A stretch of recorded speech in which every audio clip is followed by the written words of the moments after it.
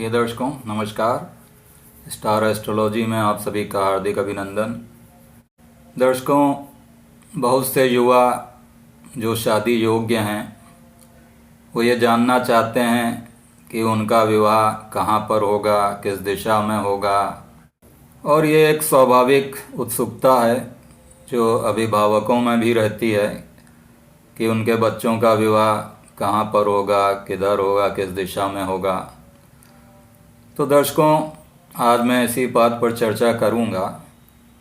और इसके पहले कि मैं चर्चा शुरू करूँ, यदि आपने अभी तक मेरे चैनल को सब्सक्राइब नहीं किया है तो कृपया सब्सक्राइब कर दें और नोटिफिकेशन बेल को भी ज़रूर दबा दें, जिससे कि जो मेरे आने वाले वीडियो हैं उनका नोटिफिकेशन आप तक पहुंच जाए। तो दर्शकों, आइए शुरू करते हैं कि विवाह की दिशा किधर होगी।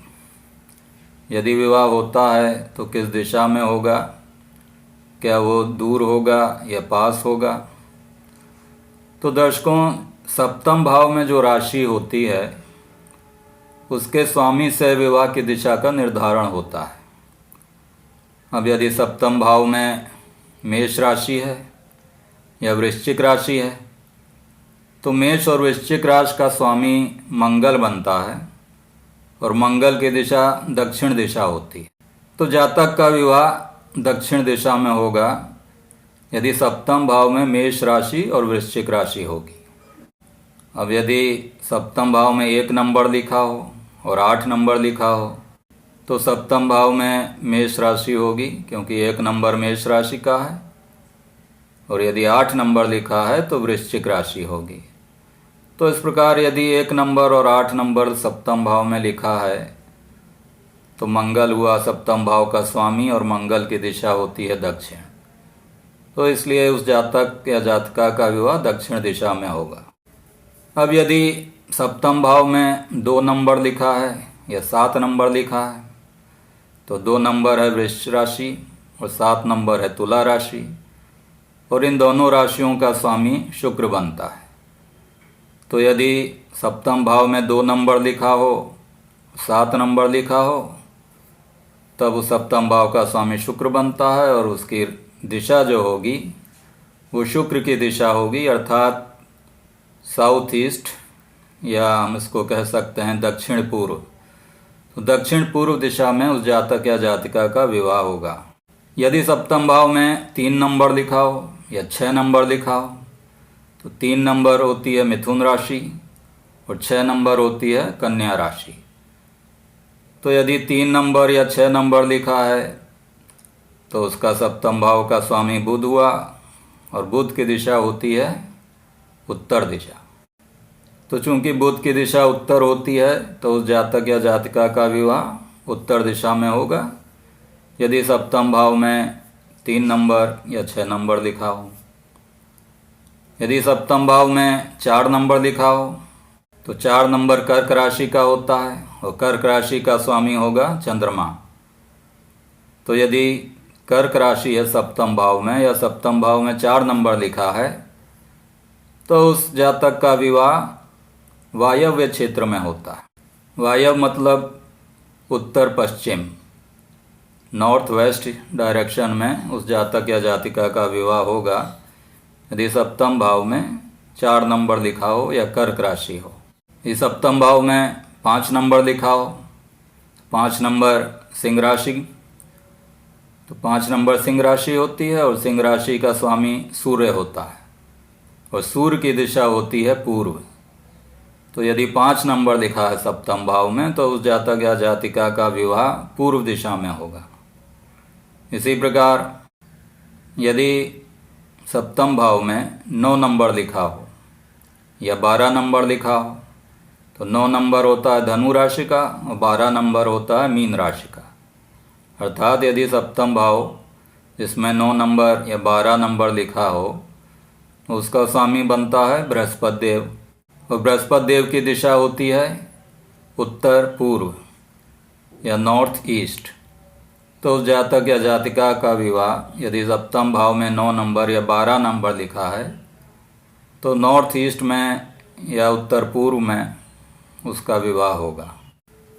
यदि सप्तम भाव में 10 नंबर या 11 नंबर लिखा है तो 10 नंबर होती है मकर राशि और 11 नंबर होती है कुंभ राशि, और इन दोनों राशियों के स्वामी बनते हैं शनिदेव, और शनिदेव की दिशा है पश्चिम। तो यदि सप्तम भाव में 10 नंबर की राशि हो या 11 नंबर की राशि हो तो उस जातक या जातिका का विवाह पश्चिम दिशा में होगा।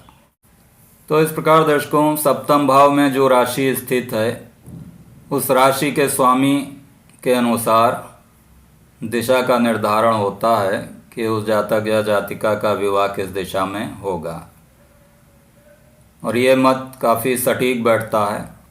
इसके अतिरिक्त एक और मत है कि सप्तम भाव का स्वामी कहाँ पर बैठा है, किस भाव में बैठा है, और उस भाव में कौन सी राशि बनती है। तो उस राशि का स्वामी जो होगा उसके अनुसार भी दिशा निर्धारित होती है। लेकिन ये दूसरा मत जो है ये ज़्यादा सटीक नहीं बैठता है। जो पहले वाला मत है कि सप्तम भाव में कौन सी राशि है, उस राशि का जो स्वामी है उस दिशा में निर्धारण होता है विवाह का, वो ज़्यादा सही बैठता है। प्रिय दर्शकों, अब तो ये हो गया कि दिशा का निर्धारण कैसे होता है। अब मान लीजिए कि दक्षिण दिशा निर्धारित होती है सप्तम भाव से, तो दक्षिण दिशा तो बहुत दूर तक भी जा सकती है।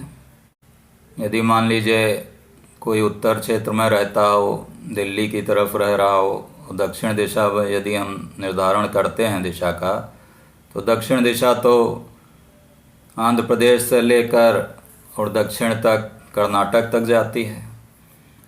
तो हम ये कैसे निर्धारित करेंगे कि कितनी दूरी पर उसका विवाह होगा।